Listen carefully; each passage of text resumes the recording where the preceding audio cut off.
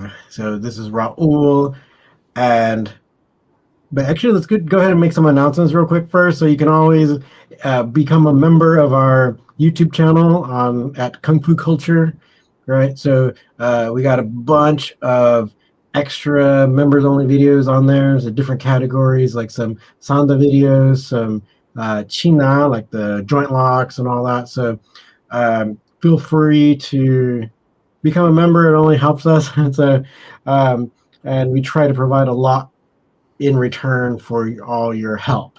So with that being said, let's go ahead and get to the topic. So my guest here is Claire, all the way from China. Welcome. Thank you for having me again. Yeah, so well, of course, because you're very familiar with the water margin, and this is really one of your favorite books, right? Yes. Yeah, and so not only is it one of your favorites, it is just like it is one of the most important Chinese classics, just in of all time. So it's very important. So people should really try to read it, or even try to interact with the actual text before you just like watch a video or watch the series of or any movies or whatever, because there's a lot of great things in the text. And actually, Claire, you mentioned too, like say if you can read it in Chinese, then there's a lot there. Do you kind of want to talk about like even like the poetics of it or the just the way it's written? Mm-hmm. Yeah, tell us about it. The Before we get poems. into the yeah, tell us about like the some of the things that like say if someone who is able to read Chinese, because so well first of all just know this book is pretty old, and so it gives you a real window into life in the Song Dynasty. So it started to be written down in the mid or to late 1300s. Mm-hmm. So, but it still feels very contemporary, right? So it's like these people are very interesting. A lot of crazy stuff happens. So a lot of adventures. So yet it still, in a way, feels very modern, right? It's not like some stuffy old people. Like I don't know. It just seems like these people are very real. Yeah, if you really want to speak beautiful Chinese, I really advise you to read the Chinese version. It's nothing like the popular words we use on social media. So if you want to know the personality or even the fate of a main character in the whole novel, the author will give you the answer with one poem. Of course, you have to guess a lot of things, but through one poem, you can see what the character likes or doesn't like, and what's his choice will be when he encounters big challenges in his life. So if you can read the Chinese version, it really adds the flavor to the classic. It's not just about the stories. You can really learn how to speak beautiful Chinese. Hmm. Actually, there's one thing that I learned from at least seeing some of the Chinese words used is so like in modern day, modern Chinese, the way you say wrestling, we say shuai jiao, and so, but in that book, so in modern day Japan, the way they say sumo wrestling is xiangpu, right? And then so there happens to be a chapter in the water margin about wrestling. The title is wrestling, and they don't use well they say xiangpu. So the the way the modern so the way like the characters that are used in Japan today for sumo were the characters used to say wrestling in the Song Dynasty period.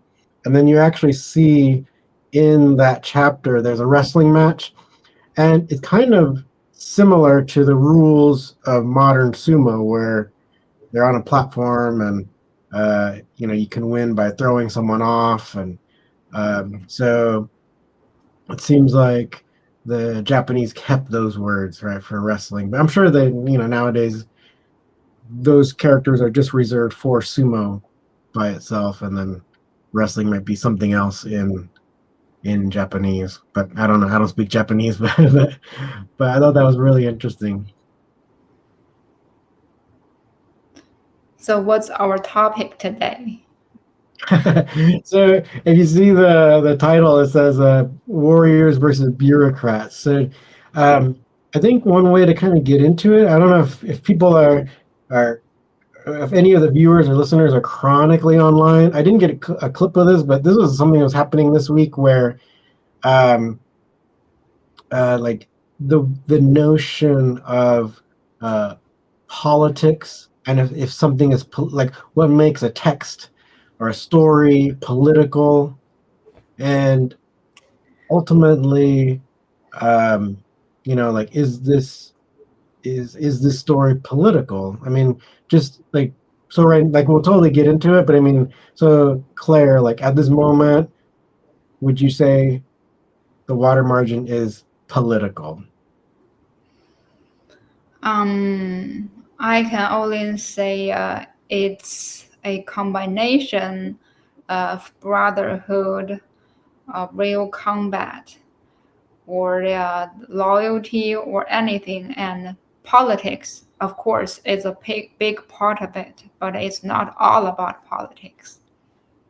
Yeah, so I think, like, say if with the idea of, say, like a lot of authors for plays or movies, they might have a lesson they might want to teach, right? Or at least give you some kind of uh, alternative perspective on a current situation. And so um, they will kind of give you a lesson by telling you a story that helps you to see maybe corruption, or, and in the case of water margin, you see a lot. You see that the corruption is actually like the corruption is like the root of the story, right? And what would you what would you think about that, Claire? Yeah, I think corruption was definitely the reason why people went to Liangshan at the first place, because they were set up by their boss or by the corrupt officials. They had no choice. If they didn't want to go to jail or went to exile, they can only go to Liangshan, find a shelter, which is a place they can be respected, where they can use their skills to do good things. Yeah, and it's almost like, yeah, everyone wants like their, like, to be able to live like in freedom, and also to take care of their family, and they have their friends, and like how you mentioned, it's like there's a lot of the notion of loyalty, and even the notion of like the filial piety from the Confucian aspect, and so that is there, but it's almost like the corruption in the government at that time makes it so the our heroes can't live like that, and they have to escape to the mountain in order to try to live that way, and then in and but the thing is, like, they often really hope that they can eradicate corruption from the government. I mean, is that fair to say? Yes. So the heroes are good people, and they have the skills to become a general in the military, or they have the intelligence to be a strategist for the government. But these people become, or say end up as outcasts just because the corruption. They couldn't find a fair place in the political system at that time. Yes. So let's kind of get to one aspect where it's like, do you feel like, well, I kind of don't want to give away too much of the story, but kind of the idea is like, yeah, these guys end up in the Liangshan, and they some of them want like pardons, right? Because they're all considered criminals at this time. Some of them want pardons, and but some of them, they might want to live free, right? Or they kind of enjoy having somewhat of a safe place in Liangshan, and they could be happy like that, like not ever having to return into like your everyday life, or even returning, because a lot of them were officials, or they worked kind of like regular jobs somehow, and a lot of them kind of are like, well, I don't know if I really want to go back to that because there was a lot of corruption, right? So it's like they felt like, well, going back means going back to the corruption as well. Right? Is that one kind of spoiler-free way of saying it?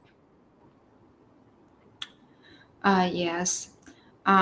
I think for many parts in the book where can make the audience think, oh, these heroes are great.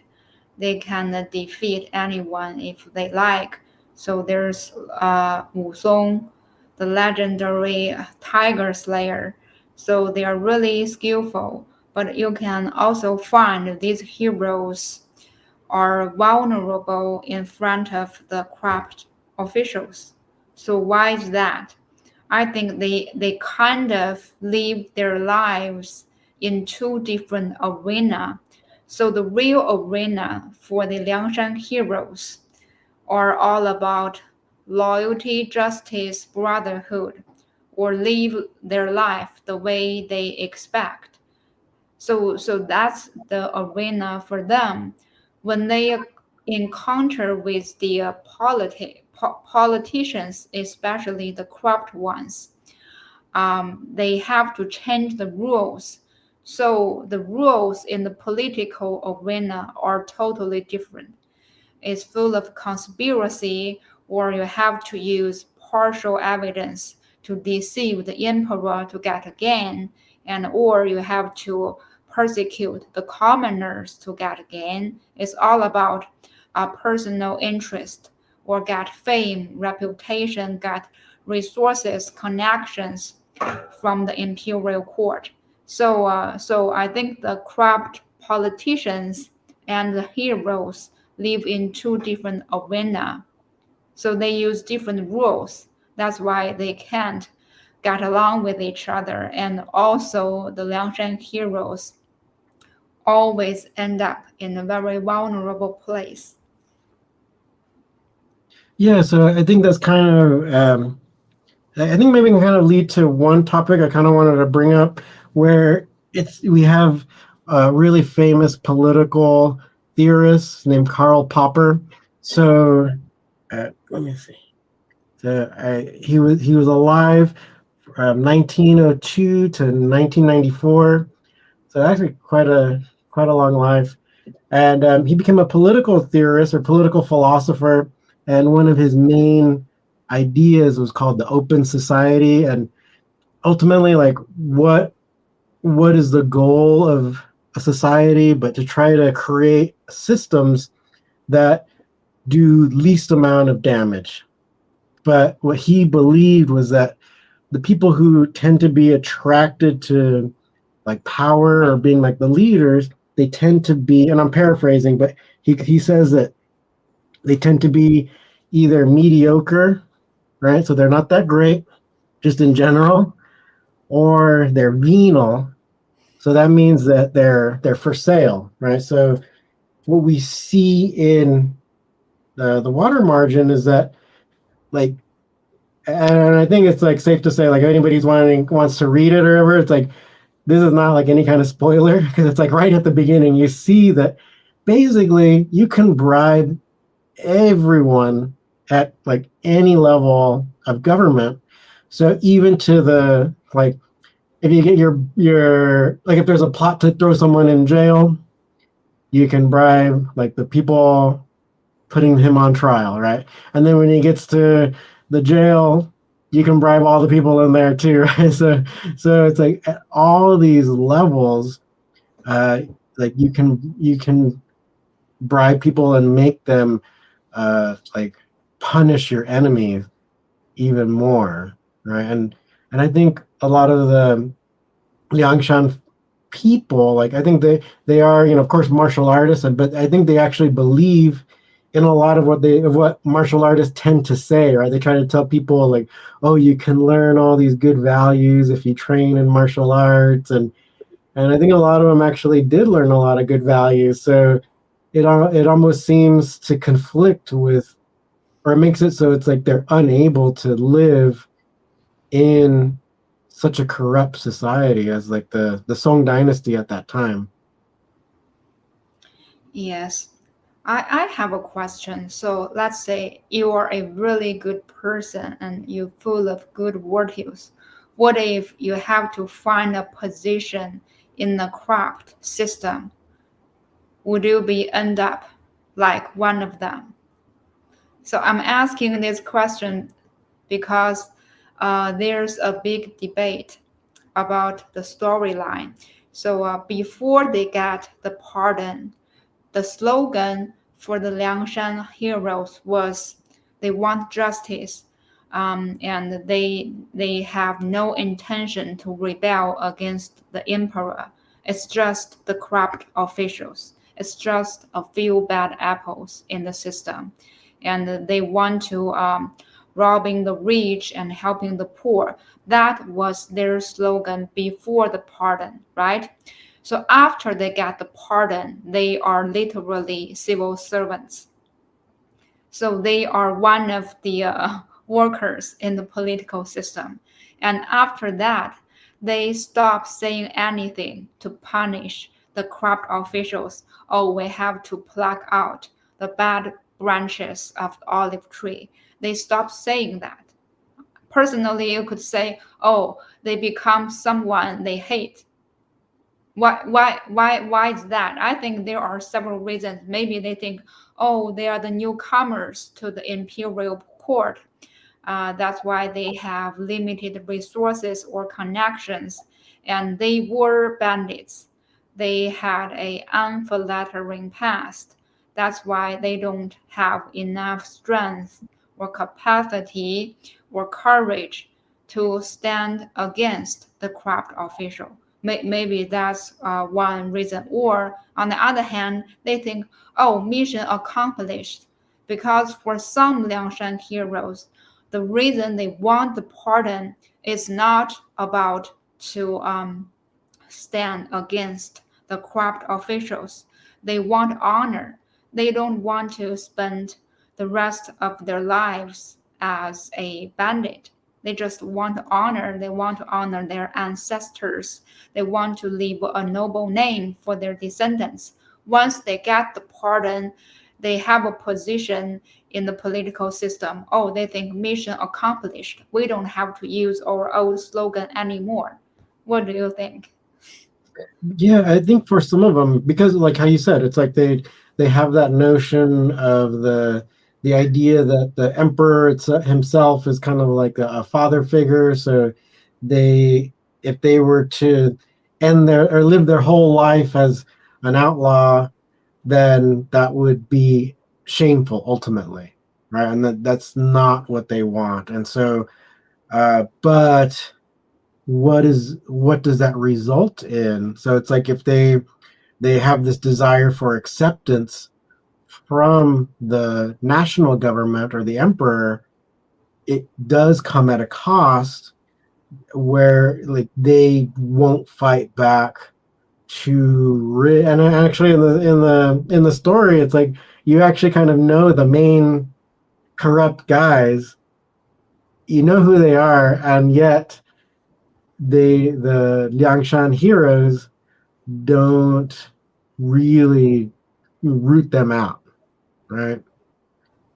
And they potentially could, but they choose not to. And it could be that whole idea where it's like, oh, I'd rather die as like a good loyal, good citizen than someone who changed. I don't know. Do you think it's like, yeah, someone who I'd rather be loyal than be that person who maybe died, like an outlaw, or who died as like being unsuccessful at rooting out corruption in the government, or because a lot of times it's like the main bad guys in the story. It's like they have, they would bribe anyone, and it's almost to the point where it's like you have to lure them somewhere and kill them or something, because they're so entrenched in the government that it'd be hard to root them out. And do you think so? Let's say the Song Dynasty was corrupted in the historical setting. Do you think there were anything that the heroes could do to reform that system, or they could just end up be one of them? There's nothing they can do. I think there is something they can do. So hopefully people start reading this book, because they do have a main ally who is in the imperial court, who does speak up for them. And I think that would have been the best avenue to kind of get to the emperor's ear. And but this goes back to my whole thing about the political philosopher Karl Popper, where he says like people who want power are either venal, like they're for sale, or they're mediocre. And in the case of the water margin, the emperor, the Song emperor, was quite mediocre, and he was swayed a lot by everything he heard. Right, so he heard a little bit from the Liangshan people, and he's like, "Oh, they're great," and then he hears from the corrupt people, like, "Oh, really? Like we gotta, okay, maybe they're not so great. Maybe we gotta do this. Tell me what we should do." And then he would do whatever the corrupt people. And the thing is, it's like it's almost like whoever got to the emperor last would get their way, but Mhm. the corrupt guys are in the court. They're surrounding him all the time, so they get the last word. So the mediocre emperor uh, would do like he would make the wrong choice ultimately. Mhm. I think that's a great point. So once they get the pardon, they can't play the rules like a bandit. They have to play the rules as a politician, and see they are newcomers in the political system. So the first thing they should do is to find allies. They have some. The allies helped them to get the pardon in the first place. They can use all the ways to find allies. And the best way, and you mentioned it before, is bribery, because it was quite common at that time. They were bandits. They gathered a lot of wealth and gold. I think they have the ability to bribe anyone they want in their team. And they also have a very strong ally, uh, and who is not a high official in the imperial court. And we mentioned before that the emperor built a tunnel to see his courtesan in the brothel. So one of the Liangshan hero has very good personal relationship with that lady. They could just use her as an access to tell the emperor who who are the corrupt officials. And also maybe they could just hire a very good lawyer to be their strategist. If they want, they can gather enough information or evidence to prove to the emperor that, oh, these corrupt officials are persecuting the commoners. They are robbing the country. They are stealing your power. They are deceiving you every day. If they want, they could gather all the evidence. Or they could just use their old slogan again. We are always the most loyal servants to the emperor, but we have to pluck out the bad branches of the olive tree. They can use the one piece slogan or anything they want just to do what they really want to do. Yeah, no, you're exactly right, and it's like, do you feel that the whole Confucian idea is like why they didn't pursue that route?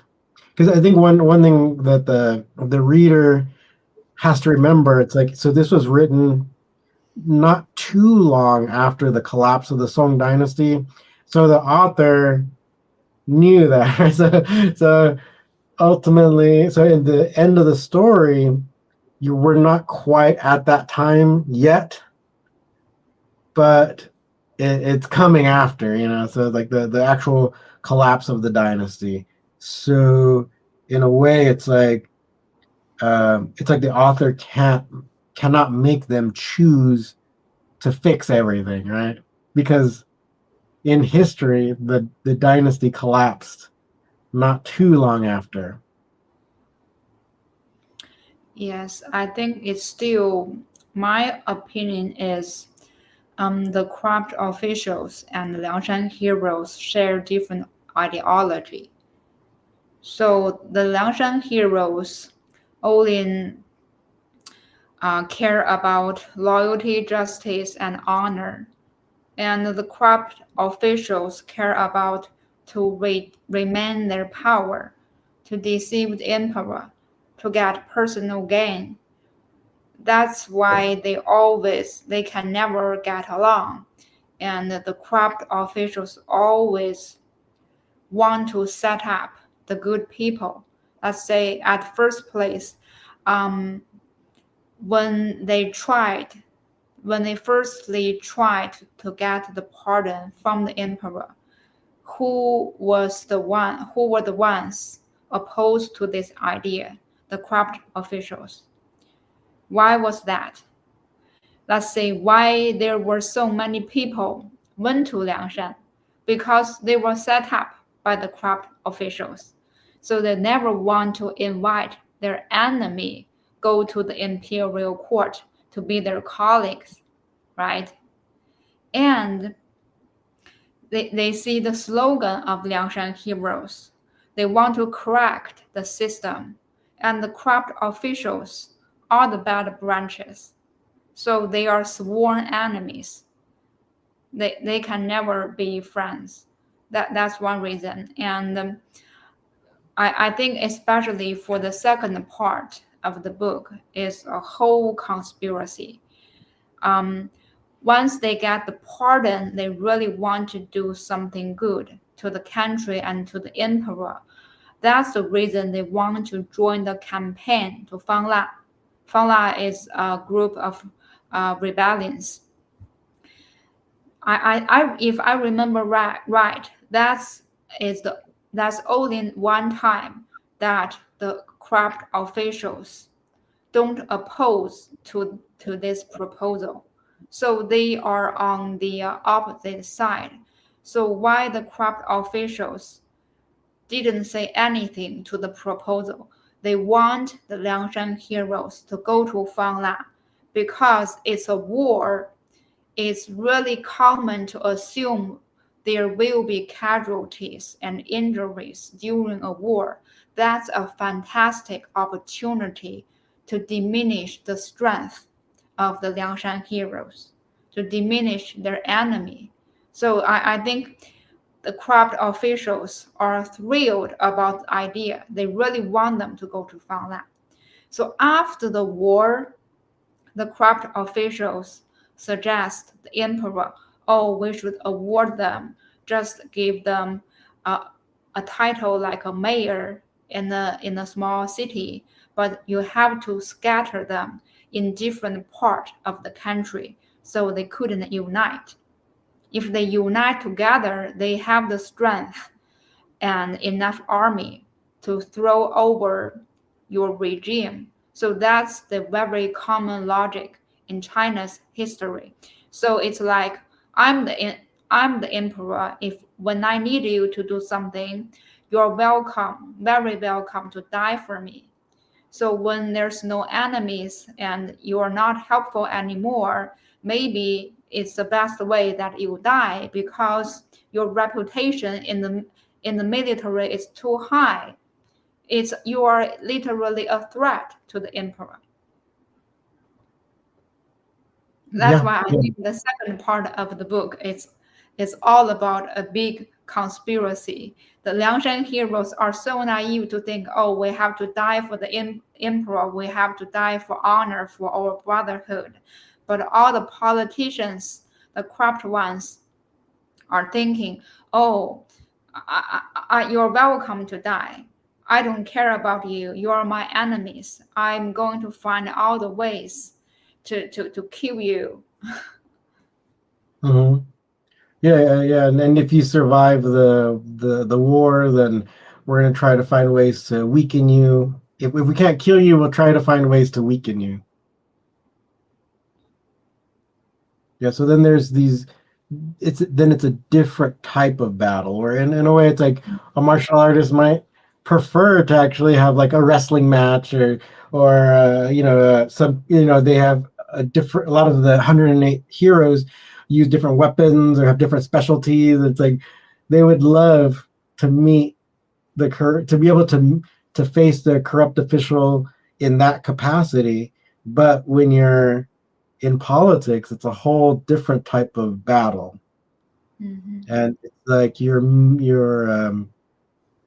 like I think you would wish that you could just fight like with weapons or you could wrestle or whatever, but you just can't do that. There are too many people um, involved, and it's like they all have to be good actors or like acting in good faith where it's like they all want the best for everyone, but unfortunately that's really not uh, what happened in this story, right? You just didn't have the government that was always looking out for the little guy or trying to make life better for everyone.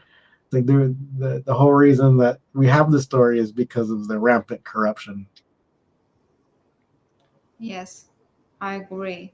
So when the martial artists want to kill someone, they just use their skill or a weapon. So when a corrupt official wants to kill someone, they would just use conspiracy, the false accusation, or any kind of partial evidence. Yeah, which results in someone getting arrested, tried, uh, put into some jail, and maybe even banned or like banished to some other faraway place, or even killed. And so uh, they really knew how to play the game because they didn't have the physical ability to fight. Yeah. On the other hand, the Liangshan heroes can have a big group means the system is really corrupted. That's why there are so many people have no choice to live a decent life except to go to Liangshan. Hmm. Yeah, because you see even a lot of characters who aren't necessarily in, or they don't become the outlaws, but it's like you see outlaw, like like the story follows several people when they travel, and quite often like maybe even a hero when he travels, he might run into someone who's like trying to make a living by robbing people or robbing travelers and doing some kind of crime. And a lot of times it's people uh, turn to crime because they just can't make ends meet. They can't succeed in that society at that time. And the sad thing though too, I think even at that time China was trying to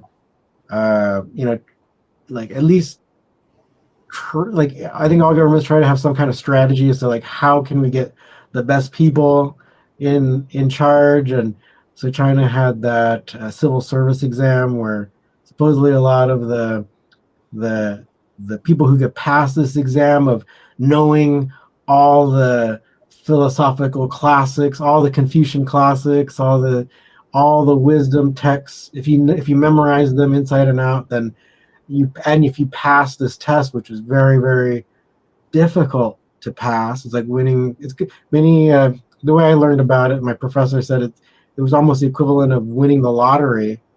It was so hard to pass. Um, then you could become part of the government. But even with that system in place, you have corruption. But even in the Liangshan heroes, we have uh, wasn't it was man, the name their strategist actually was a failed. He failed the exam, right? Mm-hmm. Yeah. Oh, can you please tell me? Can you remind me the name? 无用. Wu Yong. Yes, yes. Wu Yong, the scholar, and he failed the exam, but he was still a smart guy. And he still helped with strategy, and he helped as uh, like a confidant in a way. Like he helped. He knew how to help like emotionally the main characters when they were battling and when they had tough times. Right, he always kind of knew what to say. So, but a guy like that didn't get into the government. Right, he didn't pass the test. Mm-hmm. But you see that he does have some. He has a lot of good things, a lot of virtuous things about him, and he's still very smart. And when he was a strategist, they would win, right? Right? The heroes would win. Yes, he's a really smart guy, but just because he couldn't pass the civil servant exam, so he has no experience on how the high officials communicate with each other. He has no resources in the imperial court. I think at some level he has no idea how dirty the tricks they will play against the Liangshan heroes. And you mentioned the civil servants test is a very good platform for commoners to get a position in the government if they have no noble name, if they were born from a common family, they still have an access to become an official in the imperial court. But it's only one way. If the civil servant test is so good, it would be no corrupt official in the system. So why where do the corrupt ones come from? Maybe it's the environment. It's a toxic environment. It drives good people to do bad. And there's another system. If you came from a noble family, normally you can just get a position from the government. You don't have to pass that civil servant test. So they have no special skills. It's just because their family has resources or have enough money to bribe someone. They still have the access to get the position. That's where the corruption comes from. Yeah, yeah, no, exactly. And then, or if you're good at kicking a ball, like Gao Chu, right? Like, yeah, it's like right place at the right time, and you impress the right person, and next thing you know, you have a position, and um, if you don't have that virtue in you, if you're not thinking about what's best for everyone, then yeah, you're gonna try to take as much as you can, and conspire against everyone you can so that you can stay in power. And so that's unfortunately what we saw in the book. Yes, I think maybe there are many people really want to reform the system, but when they stay in a very corrupt or toxic environment long enough, they may feel too disappointed about the current situation. They feel like they are incapable of doing anything great by their own, and they end up just protecting themselves and live their lives. I think they think maybe it's impossible to reform the system because it's so corrupted. They just need a foreign force, like a foreign country, to knock down the door of the country and just throw over the whole system. Yeah, like what really happened in in In the real history, life. Yeah, in history. Uh, yeah. Well, that was a great talk, Claire. Uh, do you have any other questions or any other topics you kind of want to bring up regarding the bureaucrats versus the warriors type of battle? I mean, do you think ultimately a warrior would just have to know how to maneuver politically in a like in order to do good in a corrupt system? oh, if a person who's good at martial arts and also a political savvy, that's the best part, right? His justice and also he has the will and capacity and wisdom to change the world.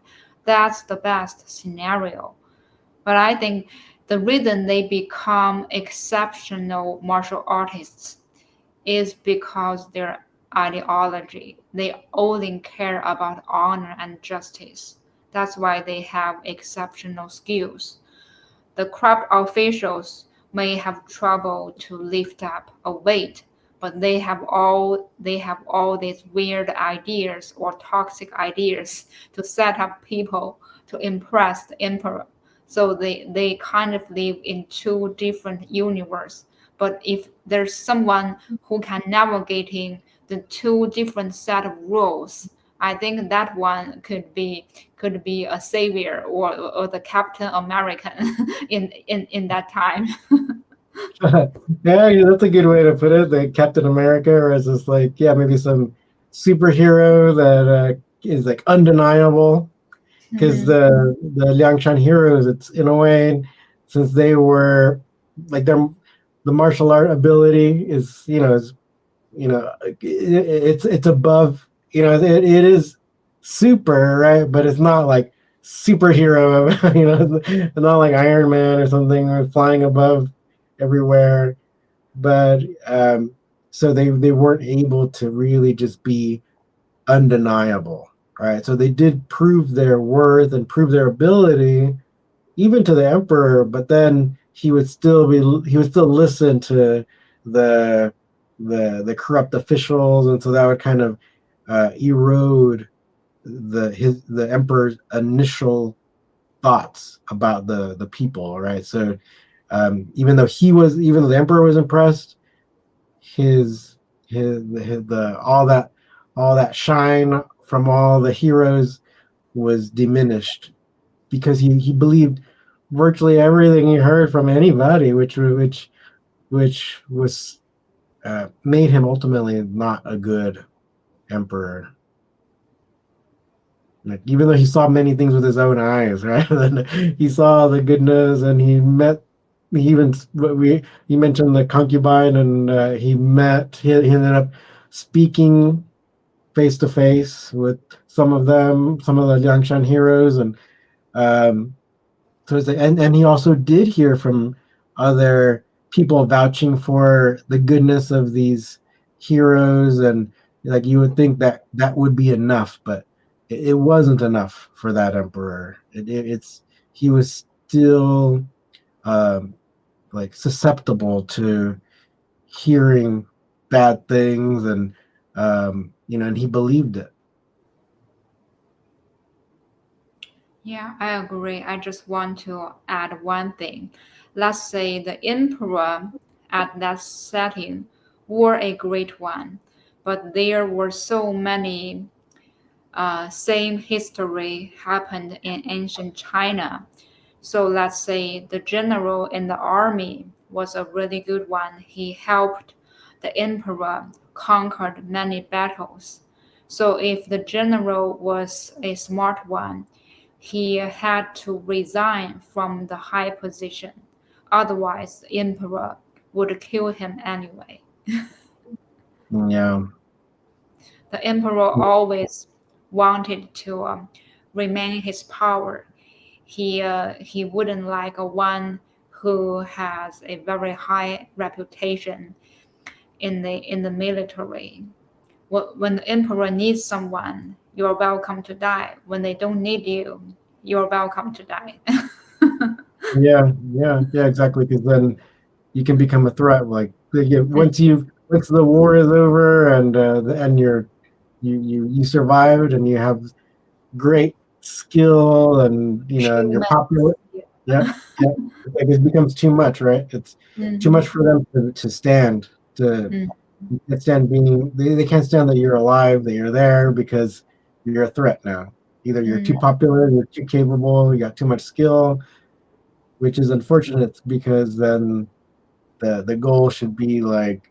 I think one of the ways to really stay in power is to make sure that all the citizens are taken care of, right? Then they'll they'll happily support you, Hmm. and you do see that in real life scenarios when people are have good jobs and they can afford housing and all these different things that are where they have security in their life. The satisfaction and approval ratings of the government go up, but unfortunately, many people in history have not thought that way. Hmm. No, Any right? other So comments? no. I think maybe if people who are listening or watching, feel free to ask. I mean, so ultimately, we're talking about the water margin. It has many names in English. It is also called like Outlaws of the Marsh or Outlaws of the Water Margin. Or Claire, you mentioned there is a translation. One of the first English translations is called like All Men Are Brothers, Hmm. right? So Yes. now go for it. Or you can say something. No, okay. Keep So going. okay. There are many like titles, right? Just because people translate from Chinese to English, so they translate all kinds of ways. But like look it up. I mean, I guess at this point, like if you want to just watch the mini series or the not a mini series, actually many episodes long of the was like a television show, right? So you can check that out. I think that's also on YouTube, even, right? Yeah. I But think most of them are free. You can find mm, free videos on YouTube. yeah, so you can check it out. You know, but I think ultimately I'd recommend checking out the book, even if it's a English translation. You can find out a lot of great details. And I think we kind of talked about it in the first podcast where I kind of wanted to look up some resources to mention. And I did go on YouTube and I did see some like recaps of this book. And I think, I understand that they're recaps, but I think they left out some great details that if you like read the book, you would encounter. There's a lot of great details in it. So I really highly recommend trying to find copies of it. Just know that they're going to be different lengths. So try your best to see if there's any unabridged version. Or, there is even the Water Margin podcast where someone, unfortunately, I didn't get the name or whatever, but there is a Water Margin podcast where someone doesn't read the book, but kind of like paraphrases it. So he goes through the whole story. So I mean, that could be one way where it's still oriented on the text and not just like brushing over all the little details. Yeah, just because you listen to this podcast doesn't mean you know some details about this book and um, it isn't worth to read. There are so many layers and storylines and details, so you're very welcome to discover it. I don't Yeah, think we spoil anything. Maybe you know some from this book, but you're still very welcome to read it. There are so many things that worth to discover. yes, exactly. Because like I'm sure there's some things that like there's many scenes that you really can't put in a TV show, right? Because yeah, there's a lot of crazy stuff happens. So it's like you should definitely read it. And but it's like there's a lot of really great details where um, some tragic details or interesting details about fighting or interesting details about life at that time. I think one is even where it's like one of the main heroes is a vegetarian, and say like in the United States, many people will be like or many restaurants don't even have a vegetarian option or whatever, but back in this time period you have like one of the main heroes, he just goes to an inn and then he just tells them, hey, I'm a vegetarian, what do you got for me? And then they have something, they have some food, right? It's not like it's not a big deal even. So it's pretty interesting. You see all these little details which really make the story alive. So yeah, you can read it and reread it, and you'll always find interesting details. Yes, and it's really not our place to say whether this book is about politics. When you read it, you have your own answer. Maybe you think it's about brotherhood or martial artists, or maybe you think it's about politics. It's up to you to find out. Yeah, yeah, so many layers, and like this, you can just keep going, keep digging. So yeah, if you I know Claire really loves this book, and there's because there's so many different topics. There's so many different like layers to this story. I think we're gonna still keep on going with the podcast about talking about different aspects. We're planning on maybe doing a couple more. So feel free to ask any questions or let us know any kind of aspect you want us to talk about with regards to this book or any other thing. Because I mean, there's also plenty to talk about with regards to Chinese literature. Because another one of the main four books, right, isn't it? It's the Three Kingdoms. That was the Romance of the Three Kingdoms, and so there's plenty of martial arts in there, right? So or plenty of battles, and so let us know if you want us to look into even other things, or it's up to you. We kind of want to make sure that you're entertained, and we like talking about these different aspects of uh, like philosophy and culture. It's pretty much the name of our channel, right? Kung Fu Culture. So just as long as relating to martial arts and how martial arts can relate to culture and your outlook on life, then we're all about it. So if you have any questions about that, feel free. All right. So thank you very much, Claire, and I'll let you get back to your day, and I think I'll have to go to bed. It's interesting the time difference, right? Thank you for inviting me. It was great talking to you. Yeah, likewise. Hopefully, we do it again soon. Hmm. So Looking thank you for forward. listening. Yes. So thank you for listening. Thank you for watching, and we'll see you next time.